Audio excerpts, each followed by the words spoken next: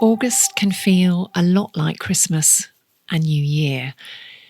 Lots of people away or off work, on holiday, and that makes it a perfect time to reflect, refuel, and be ready for a freshly purposed September.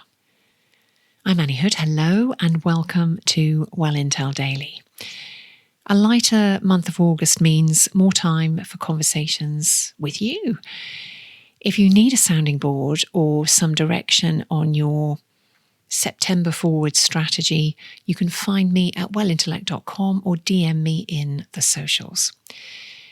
I've just returned from the Krishnamurti Centre in Hampshire.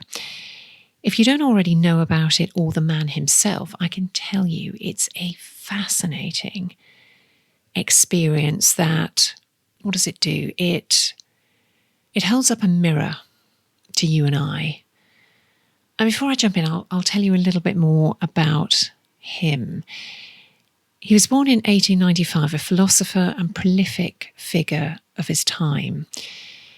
He was hailed in his early years as the second coming or the new Messiah until he decided to reject that label, renounce the role of the new world leader that had been bestowed upon him to do his own thing. He encouraged those who attended his talks, and there were thousands of people in these audiences. He encouraged them to question everything he said rather than accept what he was saying or indeed accept what anybody else was telling them. And what he talked about then, and we're talking about circa 1950s, 1960s, was extraordinarily prescient and visionary. He talked about technology and computing exceeding the intelligence of man. His teachings are as relevant now as they were then, perhaps even more so.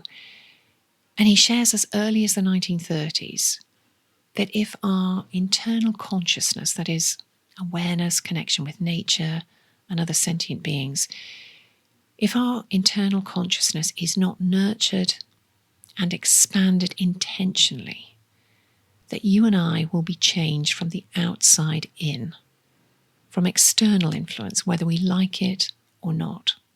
And you can see that playing out, right? With social media, with being plugged into news and events and headlines 24/7. And this matters to us, to you and I, because if we let it happen, we lose agency. In other words, we give away our innate intelligence, like letting a muscle wither away because of not doing exercise. So today, on the first day of August, I invite you to ask yourself a couple of questions over the course of the month. How are you nurturing your own consciousness? And what does consciousness in your business look like? Do send me your thoughts, answers, further questions. You can put them in the socials. You can email me personally, whatever you fancy. I would love to know, and I'd be delighted to help you work through what that means for you. Tomorrow, I'm thinking about whether radical from an assortment of disparate perspectives will become mainstream. This is the podcast that explores big picture themes and what they mean through a well-being lens. Be well.